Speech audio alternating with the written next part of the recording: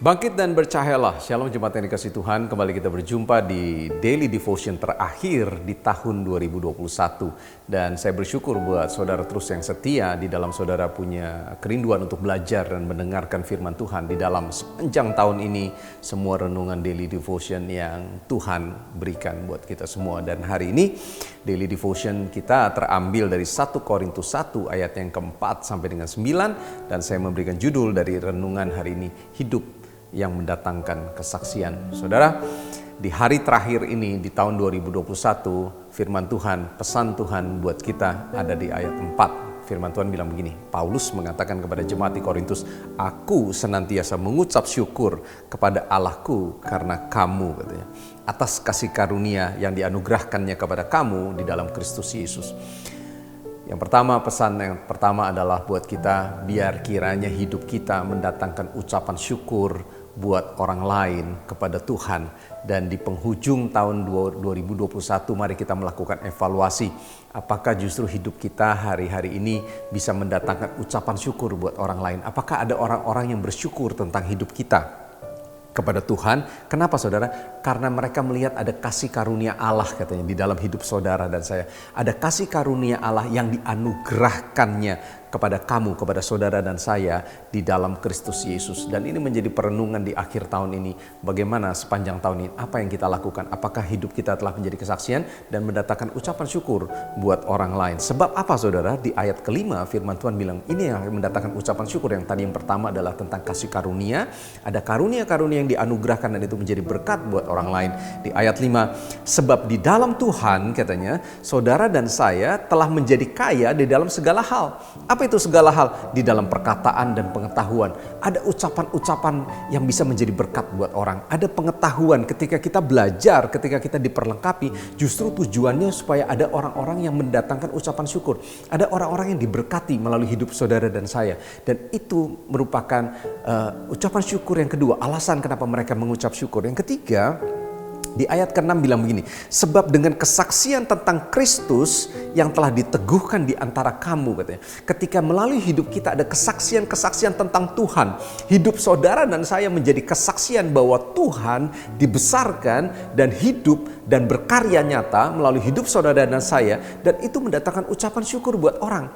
Nah, hari-hari ini ketika orang melihat hidup kita, apakah mereka bisa melihat ada kesaksian Tuhan, ada perkataan-perkataan kesaksian bahwa karya-karya Tuhan itu dinyatakan dengan luar biasa saudara.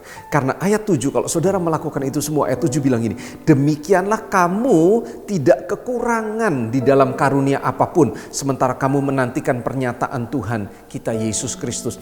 Sampai nanti Tuhan datang saudara, kita terus melakukan apa yang tadi saya sampaikan, Tuhan ajarkan. Kita kaya dalam segala hal, dalam perkataan, dalam pengetahuan, dalam hidup yang menjadi kesaksian, dalam karunia yang Tuhan percayakan, dan itu berdampak, dipakai menjadi dampak buat banyak orang. Kalau kita melakukan hal itu terus saudara, maka itulah yang mendatangkan ucapan syukur. Perhatikan ayat 8, bukan saja Tuhan itu mendatangkan ucapan syukur buat Tuhan, tapi ayat 8, Tuhan yang akan meneguhkannya bagi saudara dan saya sampai kesudahannya. Jangan khawatir, ada kekuatan dari Tuhan supaya saudara bisa mengeksplorasi, memberikan atau menjalankan semua karunia, mendatangkan ucapan syukur, perkataan, pengetahuan, kasih karunia, dan Tuhan meneguhkan itu semua saudara sampai dengan kesudahannya, sehingga kita tidak bercacat dan celah sampai Tuhan datang.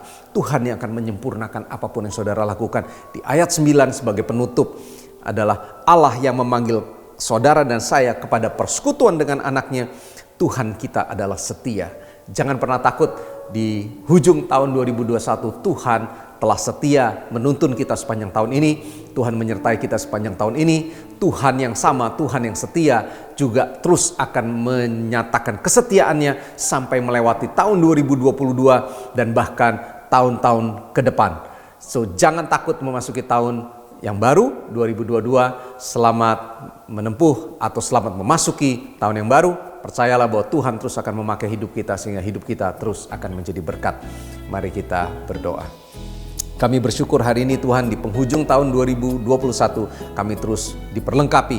Tuhan masih berbicara melalui hidup kami, dan hari ini kami belajar supaya hidup kami di penghujung tahun 2021 kami evaluasi biar hidup kami terus menjadi berkat, bisa menjadi kesaksian buat orang lain karena ada karunia yang dinyatakan.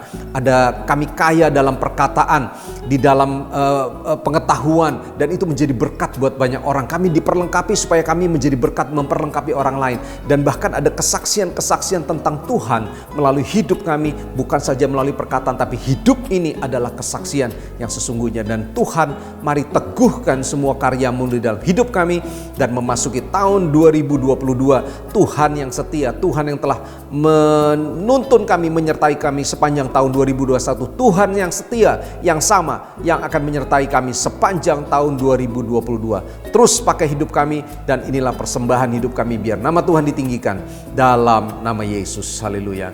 Amin.